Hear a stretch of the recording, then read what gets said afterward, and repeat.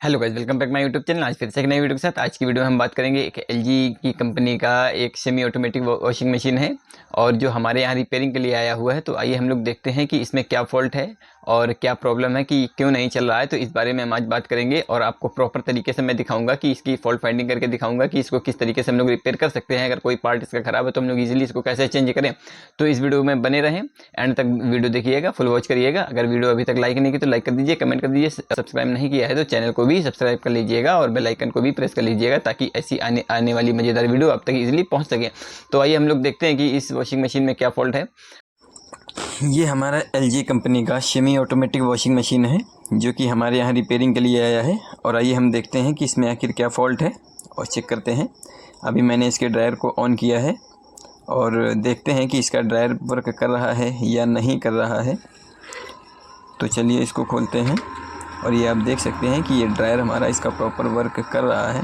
Dryer मेरा इसका चल रहा है। तो अब हम इसको बंद करके वॉश मोटर को ऑन करेंगे कि वॉश में ही शायद प्रॉब्लम है।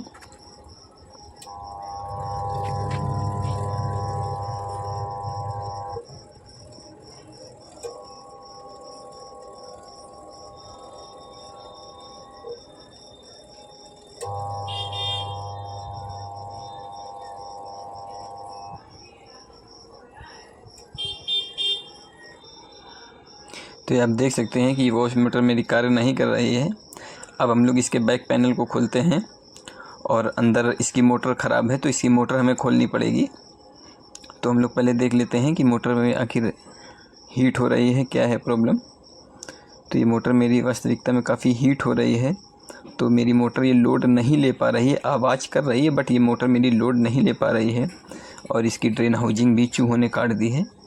तो इसकी दोनों चीज़ों को हम लोग चेंज करेंगे और इसकी जगह पर दूसरा नया डालेंगे।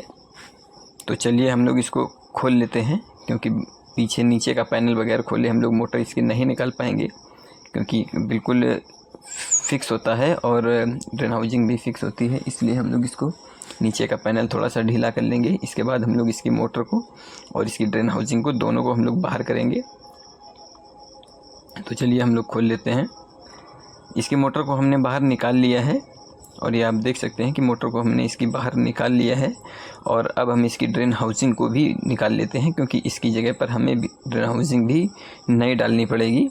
तो चलिए हम लोग इसको भी निकाल लेते हैं और इसको काफ़ी आहिस्ते से निकालना होता है। कई बार होता है कि हम लोगों को इसमें चोट भी आ जाती है निकालने में, क्योंकि काफ़ी फोर्स लगता है इसमें और सारा प्लास्टिक का होता है, इसीलिए आराम से निकालना होता है कि पार्ट्स डैमेज ना हो जाए या हमें खुद को नुकसान न पहुंचे। इसलिए बहुत ही बारीकी से इस कार्य को हम लोगों को करना पड़ता है। तो इसको हम लोगों ने निकाल लिया है।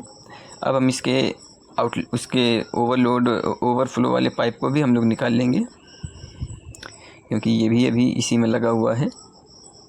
इसको भी हम लोग आहिस्ते से निकाल करके बाहर कर देंगे।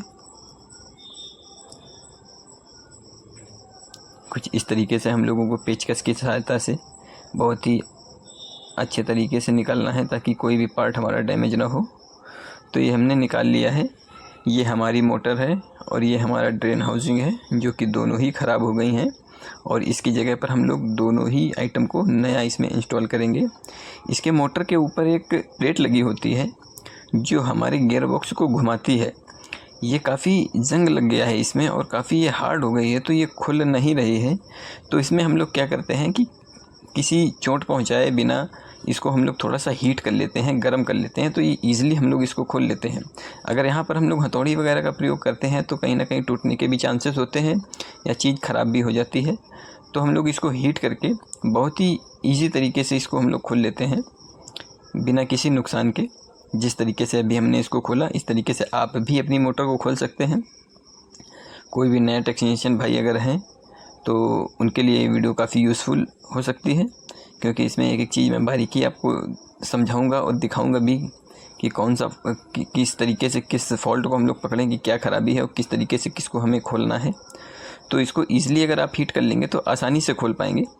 तो आप इसको ईज़िली थोड़ा सा हीट मार लें और इसके बाद आप खोल सकते हैं। और अगर आप हीट नहीं करेंगे तो कुछ ना कुछ या तो आप अपना एलन की वगैरह तोड़ लेंगे या तो किसी वस्तु को तोड़ लेंगे। तो इससे बेटर है कि आप इसको हीट करके ईज़िली निकाल लें। तो चलिए अब हम लोग इसकी मोटर को देख लेते हैं कि इसकी बाइंडिंग शॉर्ट है या, हालांकि मुझको तो इसमें चेंज ही करना है, लेकिन फिर भी मैं आप लोगों को दिखाने के लिए ये वीडियो मैं आपको बना रहा हूँ कि आप देख सकते हैं कि इस कंटिन्यूटी के माध्यम से कि आपकी बाइंडिंग शॉर्ट है या आपकी मोटर हीट हो रही है। तो यहाँ पे मैं बाइंडिंग चेक कर रहा हूँ, तो यहाँ पर जो बाइंडिंग अब मेरी है वो प्रॉपर शो कर रही है, मतलब तीनों बाइंडिंग मेरी बता रही है सीरीज़ बोर्ड में, और तीनों बाइंडिंग मेरी इसमें ओके हैं। इसका मतलब कि हमारी ये मोटर हीट हो रही है और लोड नहीं ले पा रही है। तो हम लोग इसमें कैपेसिटर हमने लगा दिया है और अब हम इसको लगा करके चलाएंगे और आपको दिखाएंगे कि ये मोटर मेरी किस तरीके से घूम रही है और क्या इसका रिस्पांस है। तो मैंने इसको लगा दिया है और आप ये देख सकते हैं कि मोटर मेरी कितनी स्लो घूम रही है, बिल्कुल ना के बराबर घूम रही है। जब ये खाली पे इस तरीके से घूम रही है तो लोड पे तो बिल्कुल भी नहीं घूमेगी। इसका मतलब ये है कि हमारी ये मोटर हीट हो गई है और ये वर्क नहीं करेगी। अब इसकी जगह हम लोग एक नई मोटर और ये नई हाउसिंग हम लोग इसमें इंस्टॉल करेंगे, इसमें नया लगाएंगे। और सबसे पहले मैं इसके ऊपर की प्लेट को बांध लेते हैं, क्योंकि इसका बहुत ही बड़ा रोल है। इस मोटर पे इसलिए लगाते हैं कि यही हमारे गियर बॉक्स को घुमाती है, तभी हमारा वॉश का सेक्शन घूमता है। तो हम लोग इसको एलन की सहायता से इसको टाइट कर लेते हैं जिस तरीके से हमने खोला था।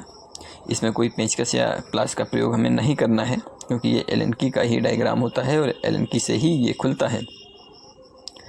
तो इसको जिस तरीके से हम लोगों ने ईज़िली खोला था उसी तरीके से हम लोग ईज़िली इसको टाइट कर देंगे, इसकी सेटिंग को मिला करके। और अगर इसकी सेटिंग को हम लोग नहीं मिलाते हैं तो कहीं ना कहीं हमारा मोटर प्रॉपर वर्क नहीं करेगी और हमारी प्लेट पे थोड़ा सा डग रहेगा, तो हमारी बार बार बेल्ट उतरेगी और या बेल्ट ख़राब हो जाएगी। इसलिए इसकी सेटिंग को हम लोगों को प्रॉपर मिलाना है ताकि वॉश हमारा अच्छे से वर्क कर सके, कोई प्रॉब्लम ना हो। इसलिए बहुत ही बारीकी से इसकी सेटिंग को हम लोगों ने देखना है कि सेटिंग इसकी ओके होनी चाहिए। तो मैंने लगा दिया है और अब हम इसकी वॉशिंग मशीन पे फिट कर देते हैं मोटर को भी और ड्रेन हाउसिंग को भी। थोड़ा सा इसको हमने लूज़ कर लिया था। अब यहाँ पर ईज़िली हम लोग इस मोटर को लगा पाएंगे, इसलिए इस तरीके से आप भी इस कार्य को कर सकते हैं। अब ये मोटर पे नीचे 3 गुटके लगे होते हैं, इनको भी मैं लगा देता हूँ और लगाने के बाद में मोटर बॉडी पे कस देता हूँ। तो चलिए हम लोग ये लगा लेते हैं। हमने लगा लिया है और ये मोटर आप देख सकते हैं कि मैंने बहुत ही अच्छे से इसको लगा दिया है, सेट कर दिया है। ये ड्रेन हाउसिंग को भी मैंने लगा दिया है और इसकी वायरिंग को भी मैंने बिल्कुल प्रॉपर कर दिया है। जो भी इसमें तार वार कटे थे, चूहने काटे थे, मैंने सारी मशीन को बिल्कुल प्रॉपर तरीके से ओके कर दिया है। और ये आप देख सकते हैं ये ऊपर तक मैंने बिल्कुल ओके कर दिया है। और अब हम इसको बांधेंगे और चेक करेंगे कि क्या मेरी मशीन प्रॉपर कार्य कर रही है या नहीं। तो चलिए अब हम लोग फ्रंट पैनल पे आ गए हैं और अब हम इसको चला करके चेक करेंगे। तो ये आप देख सकते हैं कि वॉश का सेक्शन मेरा प्रॉपर वर्क कर रहा है जिस तरीके से करना चाहिए, बट ये अभी नहीं कर रहा था क्योंकि मेरी मोटर ख़राब थी। तो हम लोगों ने इसमें नई मोटर को इंस्टॉल कर दिया है। अब मेरा वॉश का सेक्शन बहुत ही अच्छे तरीके से वर्क कर रहा है। और अब मैं इसके ड्रायर को भी एक बार ही चेक कर लूँ। ड्रायर भी मेरा बिल्कुल ओके चल रहा है क्योंकि ये फाइनल मशीन हो गई है, अब हमें कस्टमर को देनी है।